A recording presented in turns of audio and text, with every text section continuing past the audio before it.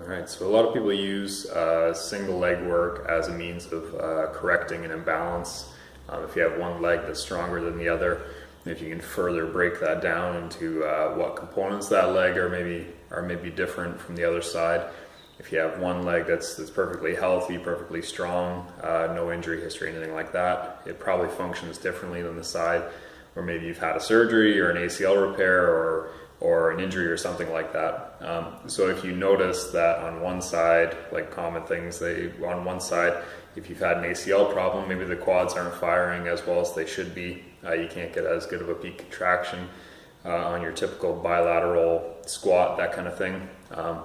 So you might be tempted to do some single leg work and do more reps in single leg work on that weak side to try to bring it up strength-wise, appearance-wise to match the other side.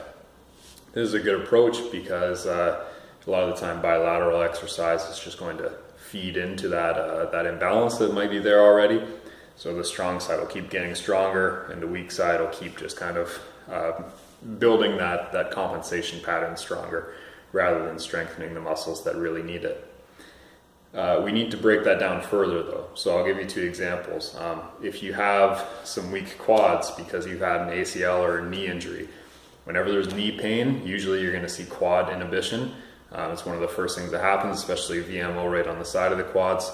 So rather than just hammering away at single leg work on that side, hoping that things progress properly, what you can do is do an exercise like a Bulgarian split squat, but rather, like I just said, rather than just doing straight reps, you can target that quad with your position. So a normal Bulgarian split squat, I might get in a position like this, hold dumbbells, whatever I would do, and then squat down, back up. It's a pretty normal squatting movement. This knee position is pretty good, looks pretty safe.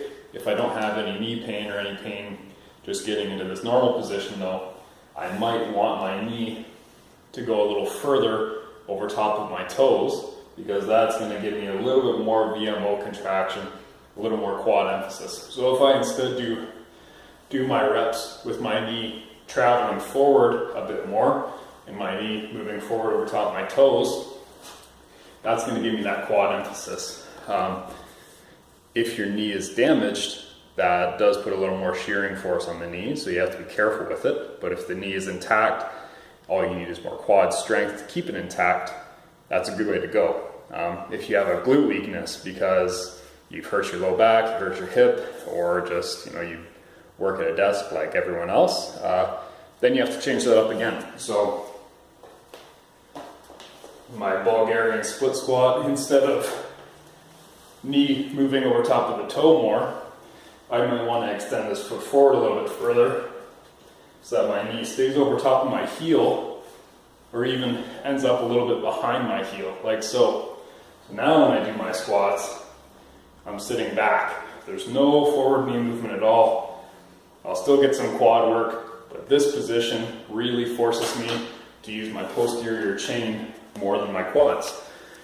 So rather than just doing straight single leg reps without thinking about how I'm doing them, I should also be tweaking them to get the contraction that I want to bring up the weakness that I want to change.